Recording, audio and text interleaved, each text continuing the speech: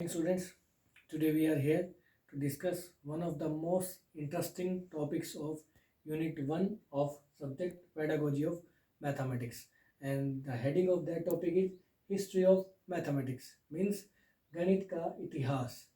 अब देखिए, जिस सब्जेक्ट को हम इतने समय से पढ़ते आ रहे हैं, लिखते आ रहे हैं, समझते आ रहे हैं, उसकी हिस्ट्री के बारे में अगर हमें थोड़ा सा पता चल जाए तो हमारा जो इंटरेस्ट है या हमारा जो कनेक्शन है उस सब्जेक्ट के प्रति एज ए टीचर और ज़्यादा बढ़ जाता है। तो आज हम उसी टॉपिक के बारे में डिस्कस करेंगे। तो अगर हम हिस्ट्री ऑफ मैथमेटिक्स की बात करते हैं तो इसकी हिस्ट्री को समझने के लिए हम इसे दो मुख्य भागों में बांटते हैं या क्लासीफाई करते हैं। वो है history of notation system, means अंकन प्रणाली का इतिहास, और दूसरा है history of weights and measures. अभी इस फेज में हम बात करेंगे केवल हिस्ट्री ऑफ नोटेशन सिस्टम की। अब देखिए, हमने ये जब डेफिनेशन डिस्कस की मैथमेटिक्स की, तब हमने पाया था कि mathematics is the science of number and number system. अब देखिए, नंबर आया पहले, फिर नंबर सिस्टम आया। अब जिस नंबर और नंबर सिस्टम की हम बात करते हैं मैथमेटिक्स में, जिससे ये हमारा सब्जेक्ट बना है, तो उसकी नोटेशन, उसको लिखना कहाँ से आया, उनको अंकित कब किया गया, और जो नंबर्स हम यूज़ करते हैं उनको किसने ईजाद किया, थोड़ा सा हम इसके बारे में बात कर लेते हैं। तो नोटेशन सिस्टम के बारे में कहते हैं कि our number system is as primitive as civilisation. कहते हैं कि हमारे जो नंबर सिस्टम है वो इतना प्राचीन है जितनी प्राचीन हमारी सभ्यता है। मतलब जब से हमने सभ्य होना सीखा है तब से ही हम नंबरों का या अंकों का यूज़ करते आ रहे हैं। वो बात अलग है कि उस टाइम चीज़ें अलग थी, माध्यम अलग थे। कहते हैं earlier objects were counted with the help of hands movements. कहते हैं पहले अगर काउंटिंग करनी होती थी अर्लियर डेज में, प्राचीन समय में, तो हैंड्स की मूवमेंट्स की जो है या फिंगर्स की मूवमेंट्स की हेल्प ली जाती थी। जैसे टू रिप्रेजेंट 1 एक फिंगर उठा दी जाती थी, टू रिप्रेजेंट 2 2 फिंगर उठा दी जाती थी, और 3 को रिप्रेजेंट करने के लिए 3 फिंगर, 4 को रिप्रेजेंट करने के लिए 4 फिंगर्स। तो इस तरह का कुछ रहा होगा, ऐसा हम मानकर भी चलते हैं। उसके बाद कहता है कि जैसे जैसे संख्या बढ़ती चली गई चीज़ों की, तो उन्होंने एक चीज़ यूज़ की जो हम फंक्शन में भी यूज़ करते हैं, 1-to-1 कॉरस्पॉन्डेंस और ऑन टू मैपिंग। तो उन्होंने यूज़ की 1-to-1 correspondence using pebbles. Conquers की सहायता से वो अपने मवेशियों को जो है संभाल कर रखते थे या उनकी गणना करते थे। जैसे फॉर एग्जांपल कोई भेड़े चराने जा रहा है या अपनी बकरियां चराने जा रहा है या अपनी गायें लेकर जा रहा है जंगल में या कहीं भी चराने के लिए, तो क्या करते थे, अपनी बाड़ से बाहर निकालते हुए तो कंकड़ एक रख लेते थे अपनी झोली में, पॉकेट में, कि भाई जितने जो है भेड़ें या पशु बाहर निकल रहे हैं उतने जो है कंकड़ वो एक थैली से डाल के दूसरी थैली में डाल देते थे। तो उससे आइडिया हो जाता था कि जितने कंकड़ हैं उतनी ही हम जो है भेड़ें बाहर आज लेकर जा रहे हैं।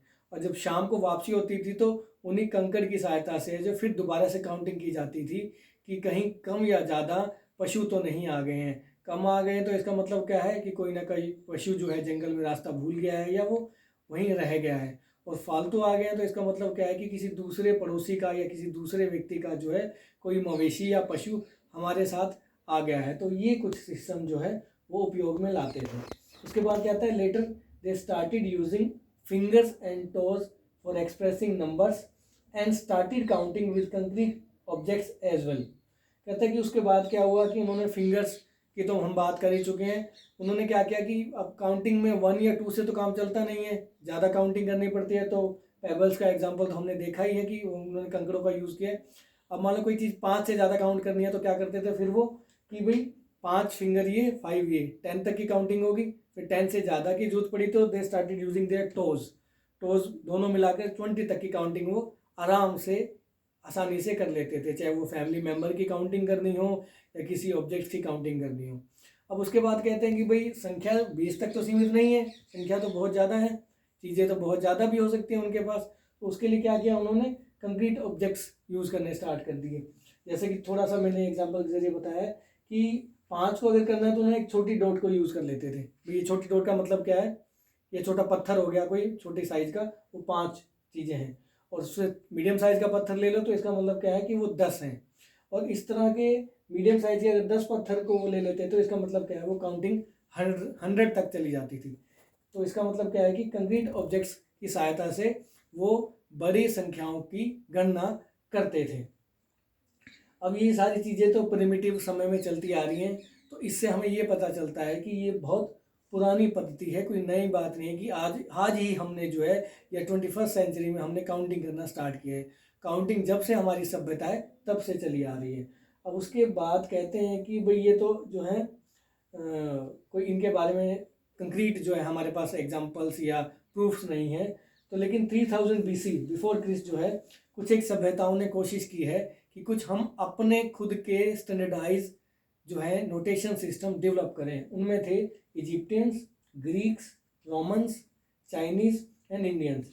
दे tried at their own level to develop some systems. कुछ मैंने यहाँ नोट किए, जैसे रोमन्स का आज भी हम रोमन काउंटिंग जो है यूज़ करते हैं। तो रोमन्स ने बार्स के फॉर्म में काउंटिंग शुरू की, लाइक 1 2 3 4 इस तरह से बार। जो अरब और पर्शियंस का था वो थोड़ा सा इसी का ही जो है बिगड़ा हुआ रूप है। 1 2 इस तरीके से होगी, जैसे 2 मान लो 2 फिंगर की फॉर्म में उन्होंने चेंज कर दिया उसको। और ये कहा जाता है कि जो 3 और 4 है वो समहाउ जल्दी जल्दी इन बार्स को जो है ज्वाइन करने के चक्कर में इस तरह के वो सिंबल जो बन गए हैं, जो आज हम इस तरीके से देखते हैं करंट सिस्टम में 1 2 3 4। और 4 तक का तो हमारे पास थोड़े बहुत हमारे को प्रूफ मिलते हैं, लेकिन इसके बाद के जो नंबर्स हैं 5 6 7 इनका कोई उस टाइम पे हमें नहीं पता कि वो कब कैसे ईजाद किए गए। अब हम बढ़ते हैं आगे जर्मनी की तरफ। जर्मनी ने क्या सिस्टम यूज़ किया? तो जर्मनी ने बड़ा एक इंटरेस्टिंग सिस्टम यूज़ किया था। उन्होंने नोट सिस्टम यूज़ किया। नोट मतलब KNOT, गांठ। तो एक गांठ का मतलब एक चीज़, 2 गांठ लगा दी तो 2, 3 लगा दी 3 4, इस तरीके से जितने ऑब्जेक्ट्स जितना बड़ा नंबर उतनी ही गांठें। तो उन्होंने इस तरीके से अपना काम चलाया।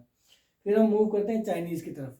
चाइनीज़ ने भी समहाउ बार्स का यूज़ किया है 1 2 3 4 5। लेकिन जैसे 6 आता था तो जो बार है वो टी में कन्वर्ट हो जाता था। तो टी स्टैंड्स फॉर 6 ईयर। इसके बाद 7 8 9 और जब 10 आ जाता था 10 में बार जो है वो हॉरिजेंटल हो जाती थी। तो horizontal bar in Chinese system means 10, 2 horizontal bars means 20। और जिस तरह यहाँ 6 में चेंज आया था उसी तरह यहाँ 60 में चेंज आ जाता है। तो जो सीधी जो टी है वो 6 है, और जो टी को अगर हम रिवर्स कर दें, उल्टा कर दें, तो वो 60 बन जाता है। तो कुछ इस तरह का सिस्टम चाइनीज़ ने यूज़ किया। उसके बाद हमारा हिंदू न्यूमरल सिस्टम आ जाता है, जिससे हम सभी लोग भली भांति परिचित हैं। ये आपके सामने भी है 1 2 3 4 5 6 7 8 9 एंड 0। ये हमारा हिंदू सिस्टम है। यूरोप में 1442 AD में जो है कुछ इस तरह का ही सिस्टम यूज़ किया जाता था, which was nearly similar to the Hindu system. और प्रेजेंट सिस्टम के बारे में तो हम सभी जानते हैं, हम सब अवेयर है कि कैसे हम नंबरों को लिखते हैं। तो कुछ इस तरीके से जो है कहानी है जो हमारे नंबर सिस्टम की, वो आगे बढ़ी है 1 to 1 कॉरस्पॉन्डेंस से लेके, पेबल से लेके, पत्थरों से लेके, और with the help of use of fingers and toes हम फिर आगे बढ़े हैं। और 3000 BC में कुछ सभ्यताओं ने उसको स्टैंडर्डाइज करने की भी कोशिश की है। लेकिन ये जो नंबर सिस्टम जो इन्होंने ईजाद किए हैं, उनका एक ड्रॉबैक यही था कि जर्मनी अपने यहाँ ही अगर काउंटिंग करनी है तो नोट सिस्टम यूज़ कर सकते थे। लेकिन जर्मनी को चाइना के साथ व्यापार करना है, या इंडिया के साथ व्यापार करना है, या ग्रीक्स के साथ उनको ट्रेड करना है, तो वो नोट सिस्टम नहीं चल सकता था।